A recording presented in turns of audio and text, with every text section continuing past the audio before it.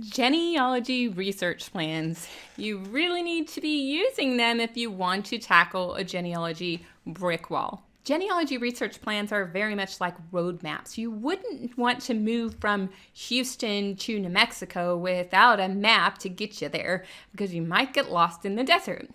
Genealogy research plans are also a fantastic way to keep you efficient. It's like a to-do list where you can check off items that you know will bring you one step closer to the potential answer to your genealogy brick wall. And if you ever get lost along the way, you just look at your research plan, see what the next to-do list item is, and keep going. But what exactly is a genealogy research plan?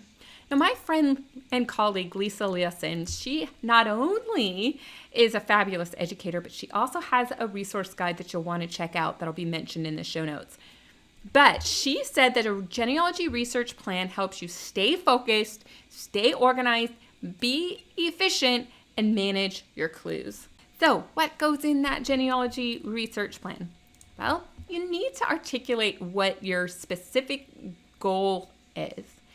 Now, later in the application process, we'll tell you that my goal is to find out who the parents of John Townley is. But maybe your goal is really, really, really broad.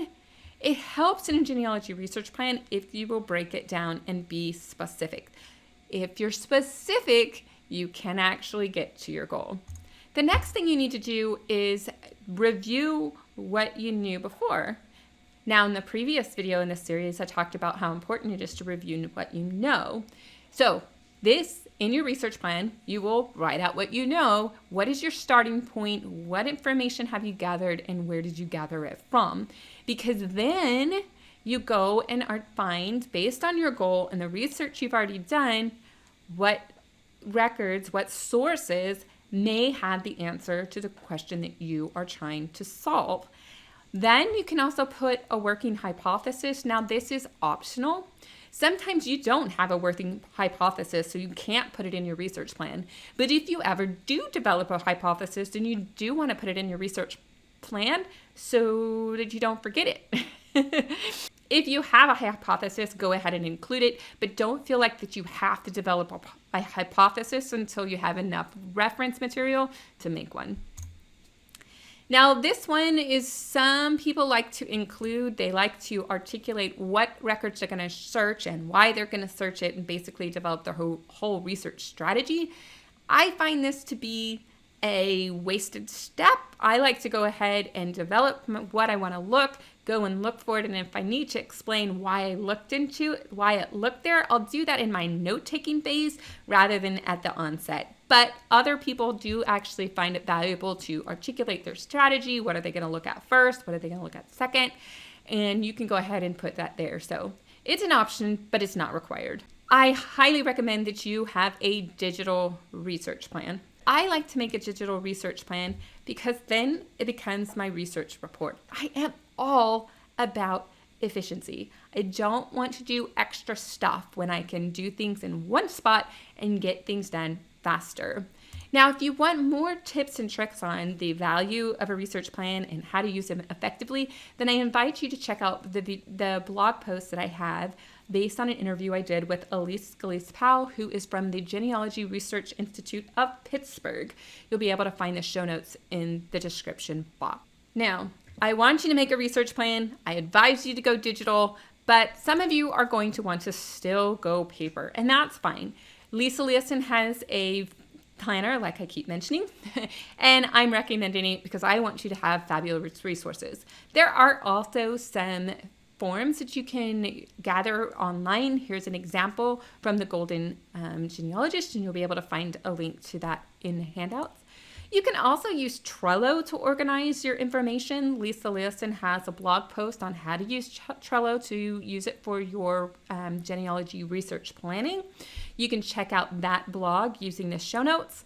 And then another colleague of mine uses Evernote to do her genealogy research planning, and she has some templates that you can access.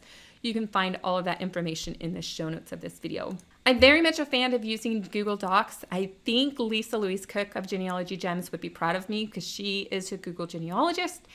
And I use Google Docs because I can keep everything in one place. And since I am a mobile genealogist, I can use the docs on my phone. I can use it on my computer. I can access it on multiple computers. It's just in the cloud, ready to go. And again, it can go from being my research plan into my research report and keep track of all of my notes along the way. Now, I don't put a research log in my plan.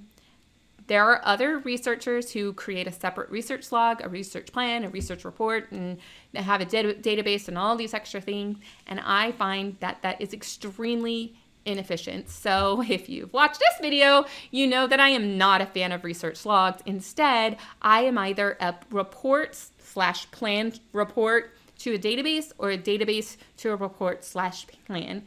So check out that video if you haven't watched it. Breaking through a brick wall can be super duper challenging.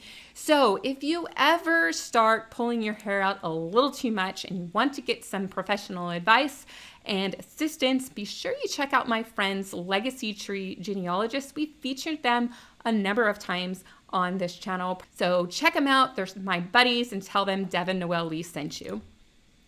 So now let me tell you how I developed my research plan, and I'll even show you an example of it as we go along.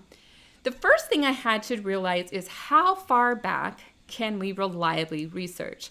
And we actually talked about this in one of our live streams with Andy, talking about how far back can we reliably research. Now, John Townley was born in 1801 in what I believe is New Jersey, and he died in Cincinnati in 1890. He is in that window of reliable records that we could research because it's in the United States. So the next is to try to figure out what records I am missing. For the purposes of this video, I went way back into my research process, and I started with basically the information I inherited on paper trees, and I put it into a database.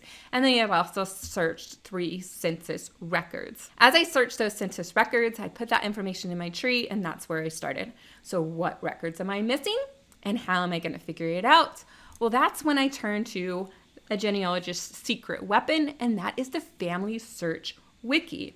I can go to Cincinnati, I can go to Hamilton County, and I can go to Ohio to figure out what records were available at the time that John Townley lived, to try to figure out what record collections I need to explore.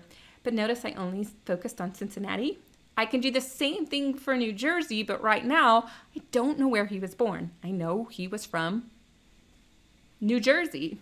And even though New Jersey is smaller than Texas, it's still a very big place when you're trying to find an ancestor in the early 1800s. So I'm going to hold off on going to the Family Search Wiki until I have more information. So now I'm going to go and start doing my research plan. So we're going to be on Google Drive, and we're going to start showing you how I have my research. So in the header, I have the information that's going to appear on every page. So as I add more information, let's do just a for instance, notice that that header is going to be the same. John Townley, here's his age, the location, and my research question. So in Google Docs, to get to your header, you have to do insert header and then add your information. And then if you want to go back into it, you have to double click to make it work. I'm going to put a little question mark right there. Now, the next part is to put background information. So established facts or previously found research. Now this is where I can add the information I found about John. So I've updated my research plan and I have the background information, and this is not my research report. So I can totally put everything in note form. I can put bullet points and then do all my little information later. Now, let's say I wanted to add a source citation. So I could simply click on where I need a source to go, and I can do insert. And in this case, I'm going to do a footnote, and then I can do 1850 citation. Now, I would actually put an actual citation for the purpose of this video. I'm just kind of demonstrating where that goes, so then it's right there. If I need to find one where I go, oh wait, I forgot to add that source citation, then I can highlight it and do a little comment by hitting this little comment icon right there, add comment, and say find source. You could probably put you little moron. No, I'm just kidding. Be nice to yourself. But that's how you can use your research plan. You can keep track of your sources. You can keep track of your to-do list. And then you can keep going. My primary goal is who is the parents of John Townley. But often we have to work forward in time, like the more recent, to go backward. So I really need to evaluate and validate the information. I need to validate these children record. Now I'm descended from John Townley, so I'm gonna go ahead and bold him, maybe even give him a little like background color. That.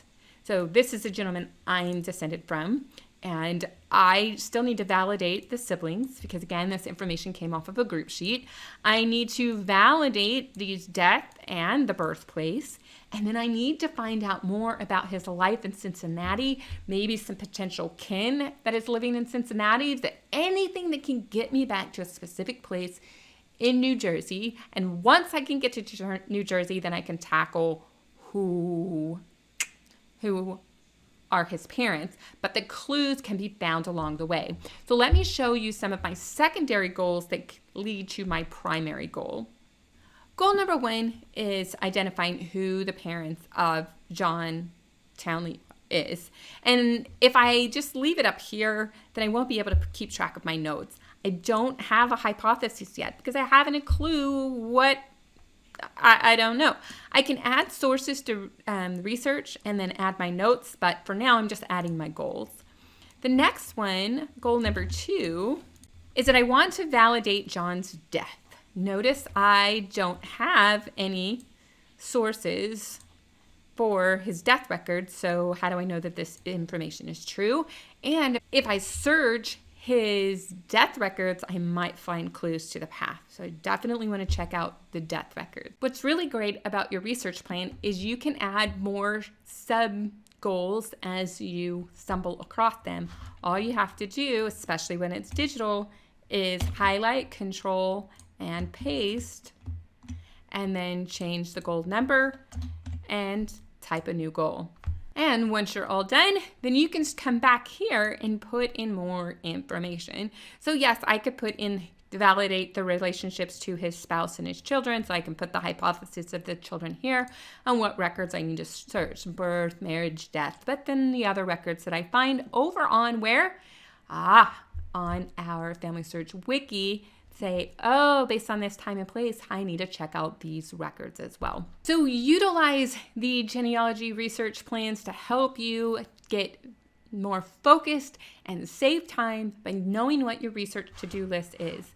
You wouldn't take a trip without having a map, so don't do genealogy without a research plan. If you want more tips and tricks on how to be a better genealogist, check out this playlist here. And to continue on our brick wall busting journey, make sure you check out this playlist.